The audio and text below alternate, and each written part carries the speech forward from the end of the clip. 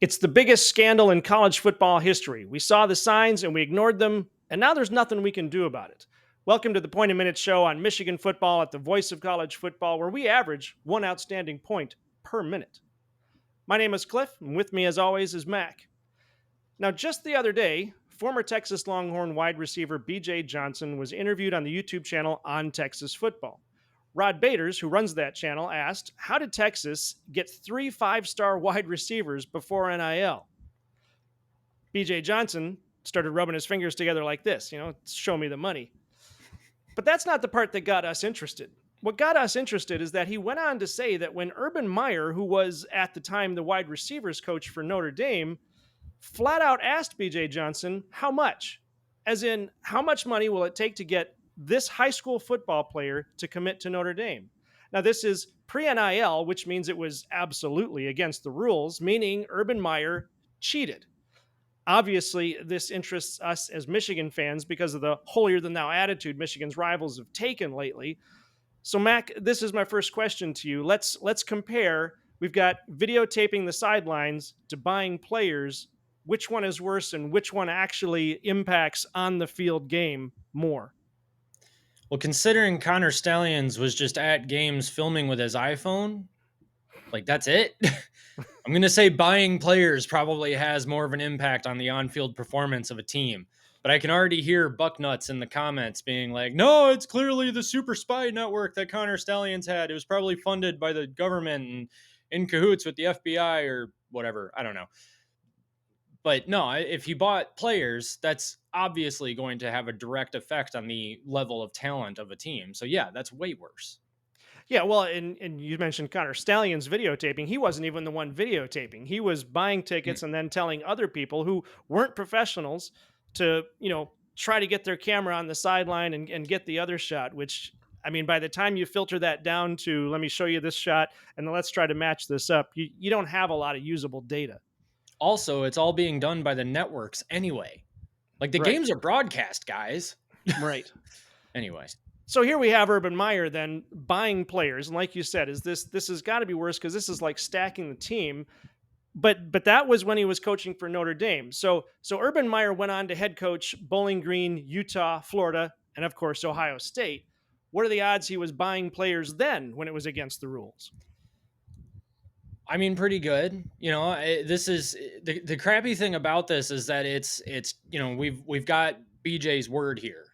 Hmm. And so there's nothing physical, there's no videotape, there's no evidence really, but add BJ to the laundry list of names of former players who have come out and accused Urban Meyer of some pretty shady dealings and all that. I mean, we've got Hmm. allegations of physical abuse, psychological abuse, pretty messed up things, actually. I mean, there was a Project Veritas video actually that came out and had undercover interviews with some former players that were saying that players were legitimately getting like permanently injured, like their football careers were ended because of injuries they sustained due to Urban Meyer pushing them too hard during practice, Hmm. for the sake of humiliation and all that too. So yeah, I mean it's terrible stuff. So if he's doing all of this for the sake of competition, then why wouldn't he use what other resources he could to get the best players there in the first place? Right, and it would even go, it even goes beyond Urban Meyer. So, like what B.J. Johnson said in that interview was, he was talking about at Texas. Now, he said that in the interview, he said that Coach Brown at Texas, he felt was always a straight up guy, but there were other schools offering him money. And he said, I believe he said in the interview, we all know that there's that business aspect. So you've got other teams offering money. Texas is in the Big 12 at the time, so it's I mean, it's not a leap to say if it was happening in the Big 12, it's probably happening in the Big 10, it's probably happening in the SEC. Hmm. So when we talk about things like, as Michigan fans, as much as we want to say, what Connor Stallions, what happened with the whole cheating scandal or with the sign stealing scandal, that every team does it. And when it comes to sign stealing, it's true, every team does it, and if they don't, they're probably losing because sign stealing itself is not against the rules. Connor Stallion's impermissible scheme was against the rules. Hmm. But this goes beyond Urban Meyer. It goes beyond Texas. It goes beyond the Big 10, the Big 12, and the SEC. So are Michigan fans kind of justified in saying everybody does it? Everybody does it, as in buying players. Well, buying players, bending the rules, pushing the envelope as much as they possibly can.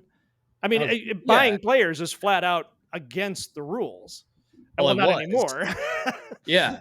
That's what yeah, okay, so two things. One, yes, I mean everybody does it. So and actually Michigan fans I think are upset that Michigan doesn't do it, especially now.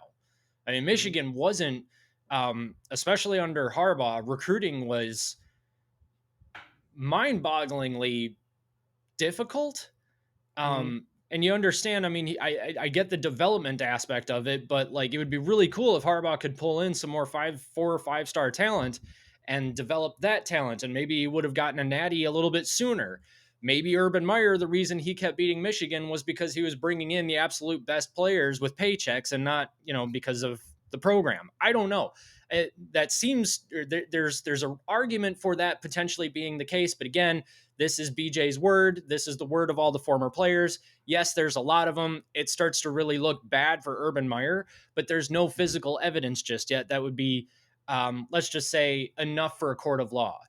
What I do find really funny, though, is he says, or so this whole thing comes out, and it's been a rumor for a long time that Urban Meyer has a history of cheating and doing some shady things to get the better players at his programs.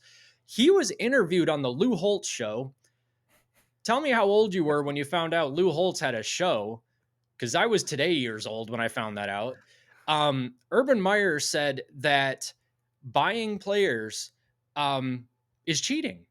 He said to have a 17-year-old demand money for a visit, to pay these players a lot of money to go visit a charity for 20 minutes and they write you a check for $50,000. That's cheating. That's not what this is all about. I'm very disappointed in where it went. That's in reference to the current state of NIL. Now, he's right. That kind of sucks.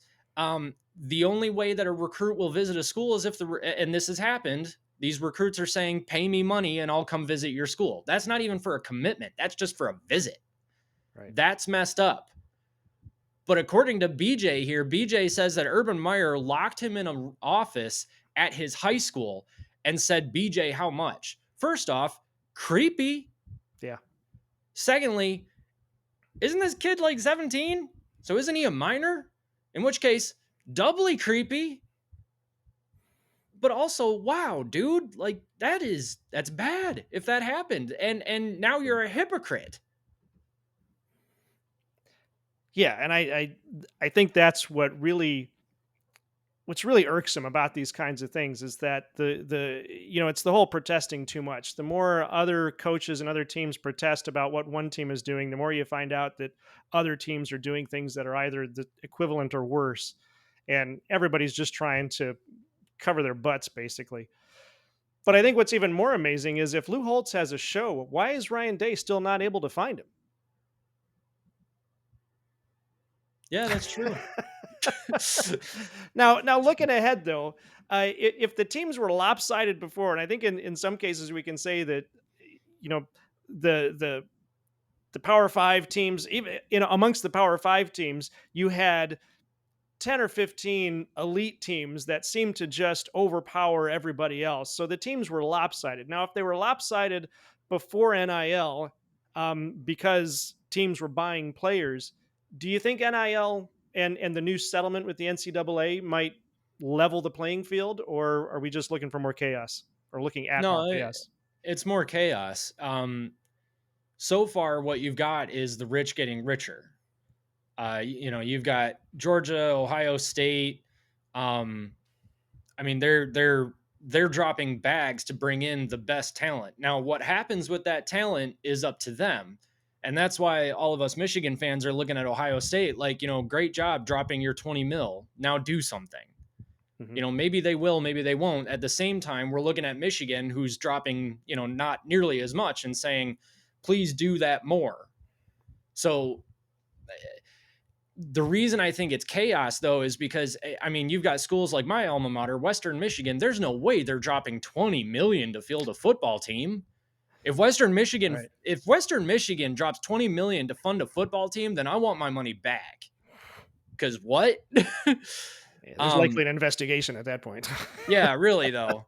Sealy Automotive is not that great, guys. Like they don't have that kind of money, as far as I understand, and no one's gonna get that joke unless you live in Kalamazoo or have been there a lot. Um, but anyway, point being that no, so far the rich have gotten richer, except apparently for Kentucky, who's pulling in a bunch of recruits that Michigan and Alabama and Georgia want. Um, and I think that's what's going to end up happening, because especially because you've got like the Super League that they're talking about. The Super League is going to be consistent of teams that were formerly in the Power Five, otherwise known as the rich teams or the teams with money. Mhm. The group of five teams get totally screwed in that model. And that's fine. If they don't have the money to keep up, then they don't belong there. They're not the ones generating the value. That's fine. But it's not going to level the playing field across all 130 some odd teams, 132 teams. It's going to make the Power Four teams rich, the best of the Power Four teams even richer, and then the G5 teams, I mean, hopefully they get their own subdivision. Right. Well, what do you think about what we think? Leave a comment, let us know, like, subscribe.